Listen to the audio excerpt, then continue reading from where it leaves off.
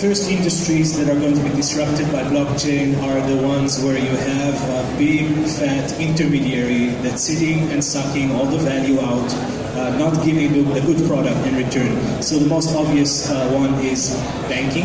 Anyone who's done bank wire recently, international bank wire, knows that it's a very bad product, it's a very bad user experience, and it's very bad value.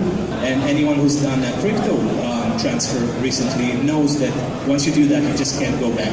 So we're going to see more and more of fintech and banks getting chipped away by blockchain.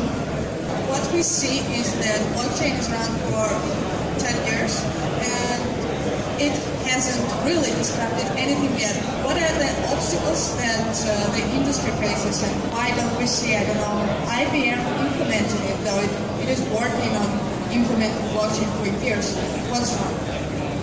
The stops are wherever the new technology interfaces with the old world, like exchanges, like governments, like lawyers, everything that delays our progress. These are the problems that we're having. When I want to convert my fiat money into crypto, I need to face our current banking system. And when I need to set up a legal entity for crypto, when I need to do anything, those are the stops. Those are the things that prevent us from progressing as rapidly as we could, because the technology could have been much further at this point.